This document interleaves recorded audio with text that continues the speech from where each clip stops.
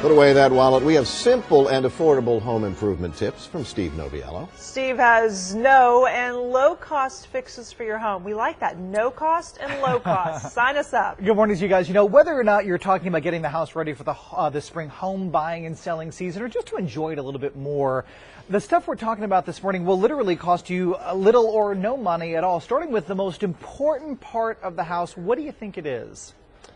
I know because it says it right in the teleprompter in front of me, but you tell me. You cheated. It's the front door. Look, you only get one chance to make a first impression. Take a look at the picture we've got for you.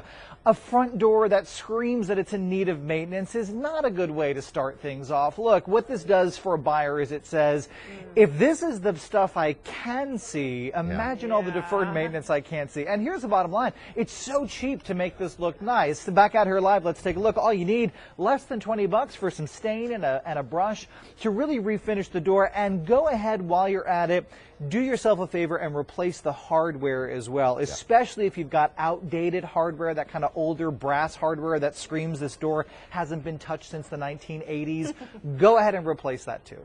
Okay, and you've got an idea for, and this is particularly for folks who are trying to sell a house, is kind of declutter things and decluttering technology. You know, most people hear technology and they think, oh my gosh, I got to spend all this money and I get an AV guy in here. I was at an open house this past weekend. We need some new technology on our set. I was at an open house this past weekend. I walked into a living room, beautiful plasma TV on the wall, and guess what was hanging from the bottom of it? Oh, the cords. The I hate cords, that. the wire for the TV, and the HDMI cables. Look, folks, we're not telling you to lie. But when you're selling your house, it's all about how someone else could live there, not necessarily how you could live there, or you do live there. So treat yourself to this. Unplug everything. Take a look at the picture we've got for you. It makes it just look so much nicer. I'm not saying you got to hire somebody to hide the wires in the wall, but especially if you're going to sell the house, go ahead and unplug things so it gives it a nice, cleaner look. Back out here live, I want to show you these. I think they're fantastic. This next generation of outlets for your home. You know, again, updating the technology in your house makes it more sellable, also makes it more enjoyable if you're going to stick around. This has a dual USB port in it in addition to a standard outlet. Okay, Steve, you say there's one thing everyone loves, whether you're the homeowner or the home buyer. Okay, what is it? Storage. Absolutely storage, and we all know that. And not just storage, but more than enough storage. Look, we are at the point now where you can take all the winter stuff, put it into deep storage, maybe in a basement or a closet somewhere or in the attic, right? Go ahead and get rid of it, because when somebody comes over to look at your house, they not only want to see that there's storage, but that there's more than enough storage too. And I'll tell you, it makes a huge difference in your own life. Here's a quick project for you. Take a look at the picture we've got for you. This took about an hour.